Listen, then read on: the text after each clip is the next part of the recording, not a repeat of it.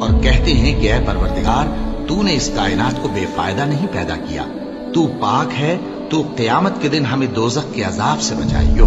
اے پروردگار جس کو تو نے دوزخ میں ڈالا اسے رسوا کیا، اور ظالموں کا کوئی مددگار نہیں ہوگا۔ اے پروردگار ہم نے ایک پکارنے والے کو سنا کہ ایمان کے لیے پکار رہا تھا کہ اپنے پروردگار پر ایمان لاؤ، تو ہم ایمان لے آئے۔ سو اے پروردگار ہمارے گناہ معاف فرما اور ہماری برائیوں کو ہم سے دور کر دے، اور ہم کو دنیا سے نیک بندوں کے ساتھ اٹھائیو۔ اے پروردگار تو نے جن جن چیزوں کے ہم سے اپنے پیغمبروں کے واسطے سے وعدے کیے ہیں وہ ہمیں عطا فرما، اور قیامت کے دن ہمیں رسوا نہ کیجیو۔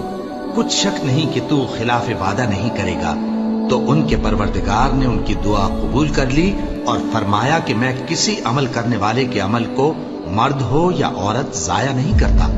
تم ایک دوسرے کے ہم جنس ہو، تو جو لوگ میرے لیے وطن چھوڑ گئے اور اپنے گھروں سے نکالے گئے اور ستائے گئے اور لڑے اور قتل کیے گئے، میں ان کے گناہ دور کر دوں گا اور ان کو بہشتوں میں داخل کروں گا جن کے نیچے نہریں بہہ رہی ہیں۔